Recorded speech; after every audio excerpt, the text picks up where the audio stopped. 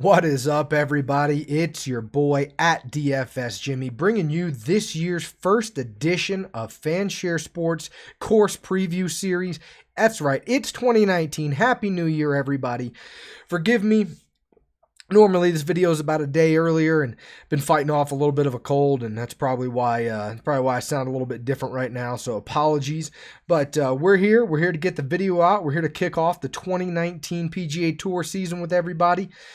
I'm in a new place physically. I now live in Colorado, so no more of the Florida vibe for you guys. It's all mountain vibes from here on out. Hence the beanie. It is cold as all get out here. Not gonna lie, still getting adjusted to the temperature in Colorado. But other than that, I've got a lot of great things planned for 2019. Hope you guys do as well. Let's get the year started off right. Let's get into Kapalua, the Tournament of Champions, the first event to kind of kick off the season. All the previous year's winners get a chance to come out here. A little like vacation for everybody. It's not a really difficult course by any standard. It is a par 73 golf course. A little bit unusual. They drop one of the par threes at a par four. It is set on the west side of Maui in the Kapalua Plantation area. There are two courses here, the Seaside and the Plantation. We're going to be playing the Plantation course this week. As you see behind me, quite a bit of elevation change throughout the course. Fairly wide and inviting, and as you will notice with all things Kapalua, picturesque views throughout. There's really not a bad view anywhere on this golf course. The course is laid out exclusively in Bermuda. It is pretty exposed, as you see, windswept. The wind is sort of a constant theme here at Kapalua. Last year played a role all 4 days. Looks like this year maybe is only going to play a role the first 2 days, but every year at least one of the rounds gets stricken by a good bit of wind or a solid dosing of wind. It looks like this year right now currently projected for Thursday and Friday, quite a bit excuse me, quite a bit of wind, 20 to 25 mile an hour steady, and then gusting up to potentially 30 for Thursday and Friday before things settle down for the weekend. So get your wind players ready. They're always kind of in fashion here at Kapalua anyway. But certainly seems like this year wind is going to be a factor. I guess let's just dig into the scorecard first and kind of go from there. When you get into the scorecard, like I said, it's a par 73, 74, a little over 7,400 yards. They've added a little bit of length to the course this year, so it's probably closer to 7,500 right now. Stretching the course out a little bit, it's not really going to change how it plays, though. You'll notice in the hole groupings, you've only got the 3 par 3s. They're not really prohibitive to scoring. Yeah, they're plus par holes, but the reality is, I mean, anybody with a solid shot on there and these par 3s can score on them if they want, but certainly not struggling to make par or anything like that. So the par 3s are kind of a non-factor here this week, in my opinion. Everything really comes down to the short par 4s, the long par 4s, and then the par 5s. Short par 4s, you got 6 of them under 400 yards. You've got a couple of them, one right at 300 yards. A lot of fun, a lot of scoring around this golf course in general. The last 8 years, 10 years or so, I believe the average winning score is 22 under par. So even last year we saw DJ, put up a decent number at 24 under in really windy conditions. So despite the wind, the width of the fairways on this golf course and the size of the greens make up for the fact that you're almost always dealing with windy conditions. But the wide fairways and the wide greens definitely give the players plenty to shoot at in targets, and that usually translates to some pretty good scoring. Just keep in mind this is a resort course, so these are pro players here kind of coming to take advantage of that this week. That they can do a lot to kind of set the course up, but because of the wind, the greens tend to also be really slow here. I think they average around a 10 on the stimp meter. So again, not fast greens. They can't have balls oscillating and blowing off of the greens and things like that with the windy conditions. So expect the greens to be running slow. So anybody with a close shot into a pin, expect them to be aggressive with their putting. And it is a Bermuda course, so favor Bermuda putters if at all possible.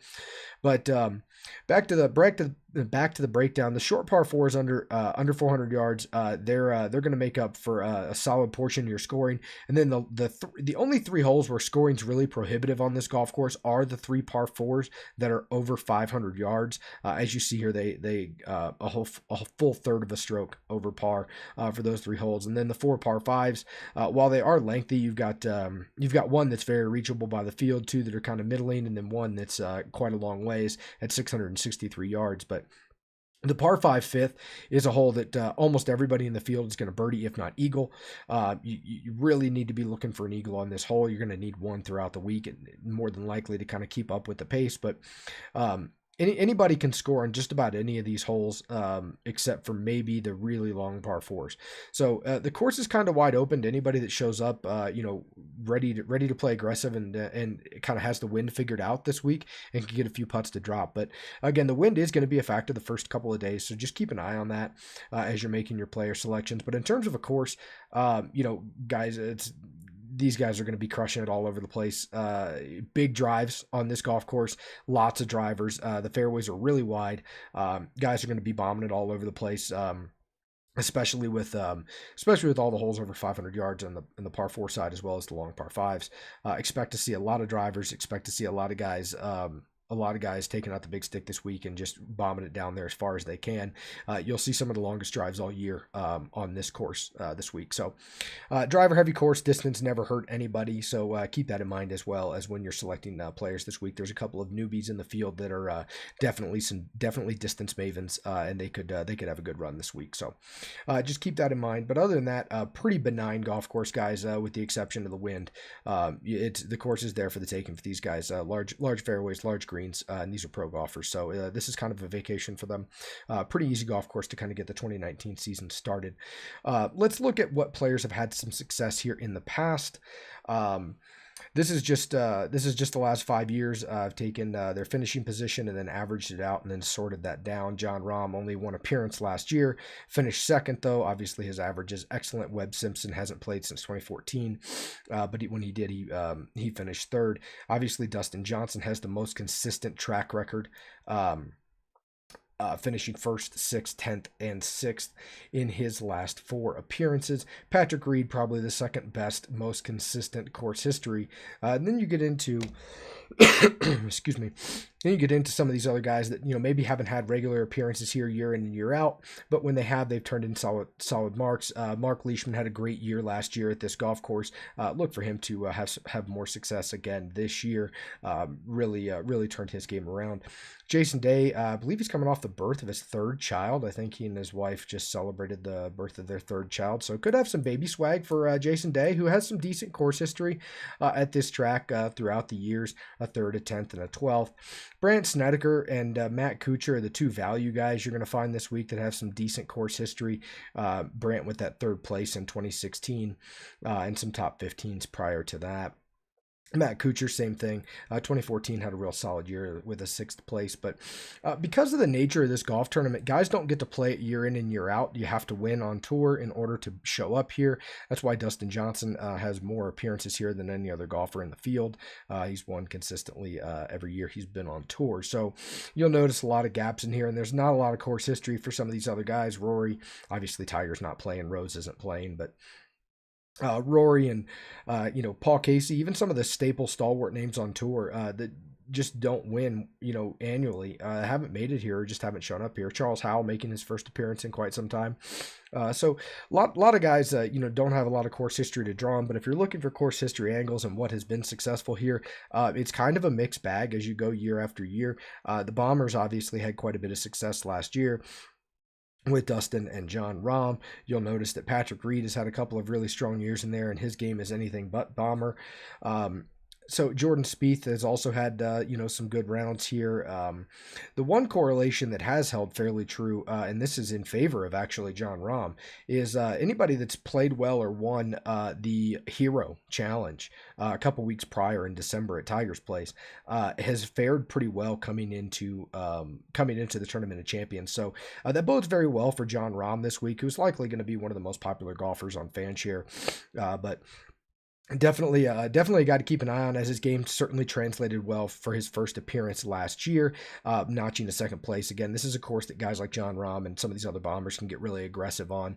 There's not a lot of trouble off the tee that they're going to get into, and as long as they can manage the wind on their approach shots, they're going to be fine around here. So, definitely can favor the bombers. But as you see, you don't have to be a bomber to finish strong here. Brandt Snedeker, Webb Simpson, Patrick Reed, Matt Kuchar all have solid results here, and they're anything but bombers. And we also see, down the line where some bombers, that play consistently haven't done really well here. Bubba Watson hasn't played really consistently here as a bomber.